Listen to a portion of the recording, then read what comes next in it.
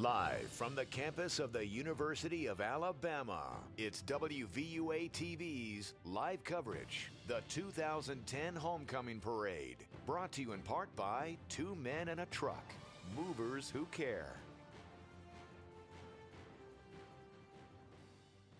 Over the University of Alabama, down University Boulevard, as we anxiously await the kickoff to Homecoming 2010, the big homecoming parade.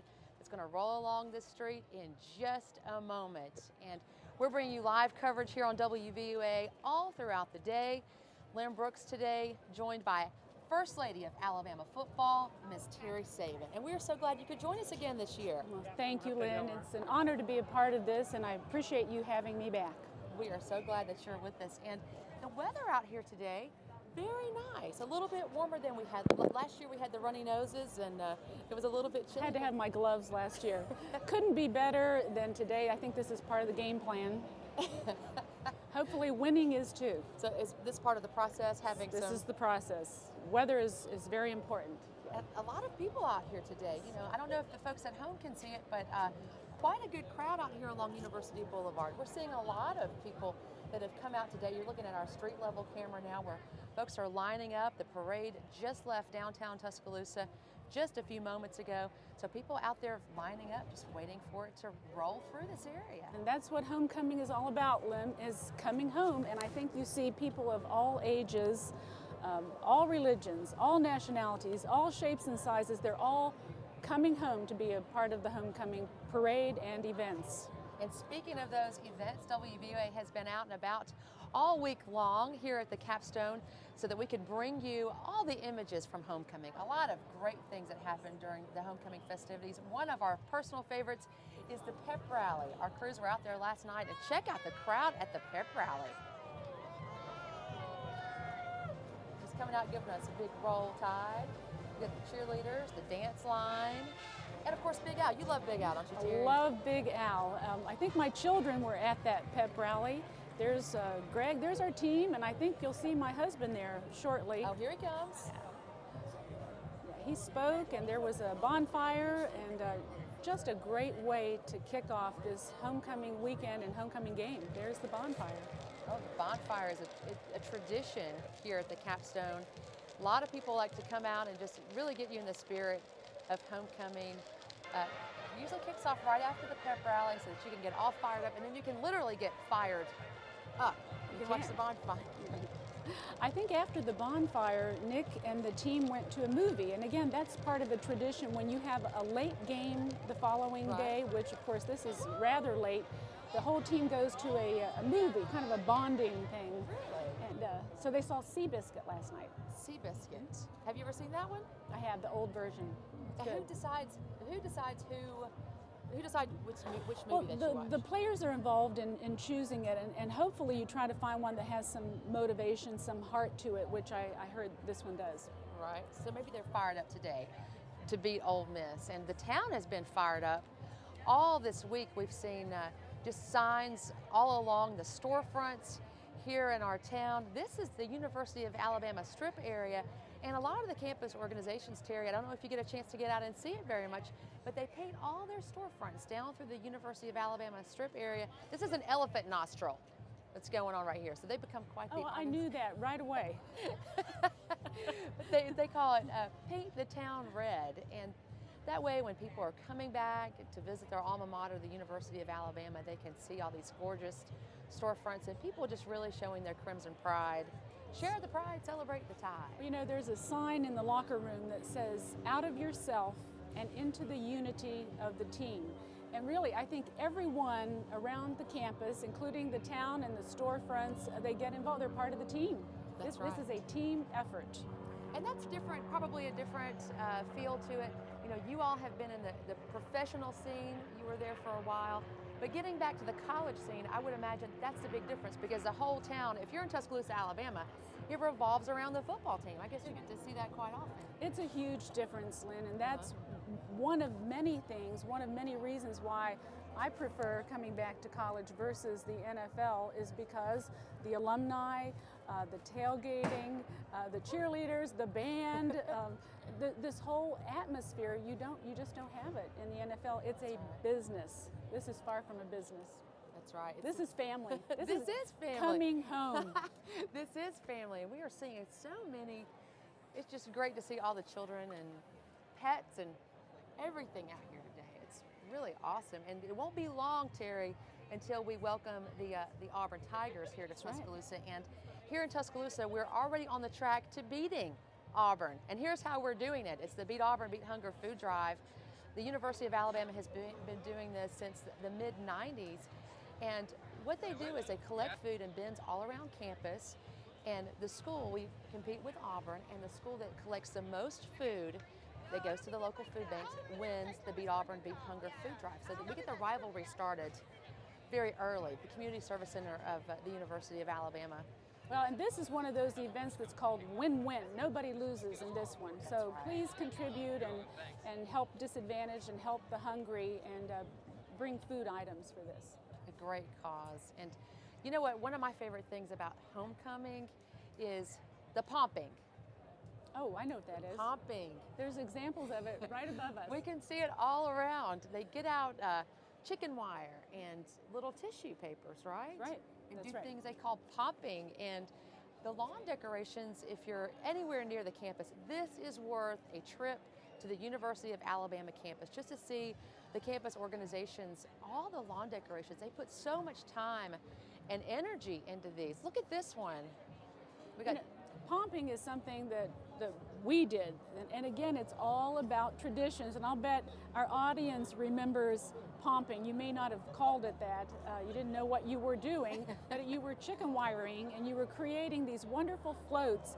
When we went to the Rose Bowl, rather than using tissue paper, they used all flowers. Did you know? All rose petals and all flowers. They're just beautiful floats. So we have a lot of examples of pomping today. And I know Kristen, your daughter was involved in pomping. Did she have to do pomping this year? Yes, she did. She volunteered. Last year she had to, and this year she did some pomping on her own. That's part of the Greek tradition. Right. And a lot of good things come out of the Greek society here on campus. You know, they have to keep their grades up, and they have to do a lot of community events to help disadvantaged children. So there are a lot of good things that come out of the Greek system, and I'm proud of Kristen being a part of that. I know she's having a great time somewhere right now.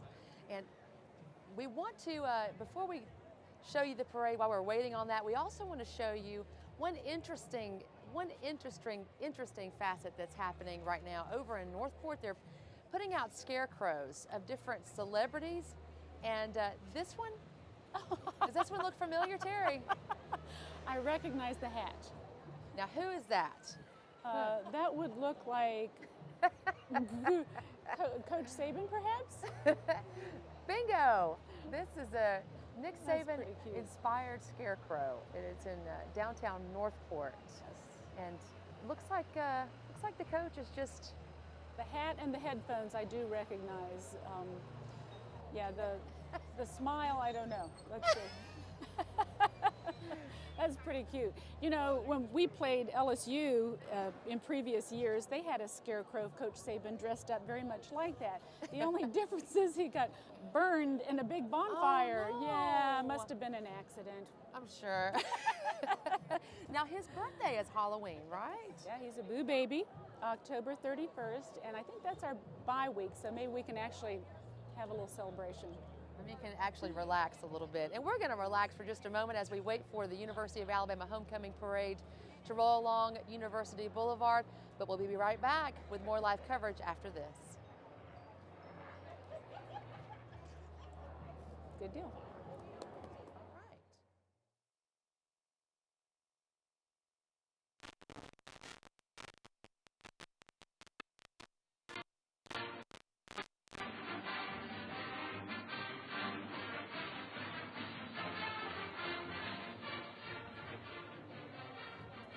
You are looking live at the University of Alabama campus, University Boulevard, as we await the University of Alabama's homecoming parade.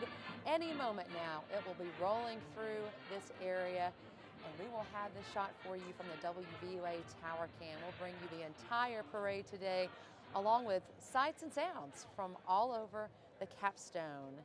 Lynn Brooks today, joined by First Lady of Alabama football, Terry Saban, and we are having a great time out here at the University of Alabama's homecoming. A great event out here today. Thank you for joining us. It's a place to be. It is, and we are seeing so many happy people. It's a beautiful, sunny day. Not quite football weather, I wouldn't say. It doesn't have that nip in the air. Cool for Alabama. It's cool for Alabama. Yeah, Nick has coached Syracuse University, Cleveland Browns. Oh my gosh. I wouldn't trade this weather though. No, not at all. But you see people out there, look at this, shorts for homecoming. You know, here we are in mid-October and the weather pretty mild here in our area today. But you know, Lynn, probably ought to bring jackets at 8 o'clock this evening when the sun goes down. You're going to need to bundle up a little bit. Of course, when you're cheering and get that blood going, it'll be fine. You'll be cheering tonight, right? I'll be You'll cheering. be at that game this evening. Oh yes, have my shaker. 8 p.m. against Ole Miss, and we're going to be looking forward to that this evening. We know the Tide's definitely going to bring home a victory. We always know. And you and the coach bring home a victory all the time for kids that are in need. Nick's Kids, I know that's a cause that's near and dear to your heart. It's not just as they say, you guys walk the walk, talk the talk, and walk the walk with that organization. I know it means a lot to you deep down. It does, and we started this, Lynn, in honor of Nick's father, who was a Pop Warner football coach, and all the little children in the community were always at their house, and he dearly loved them. And so we started Nick's Kids in his dad's honor.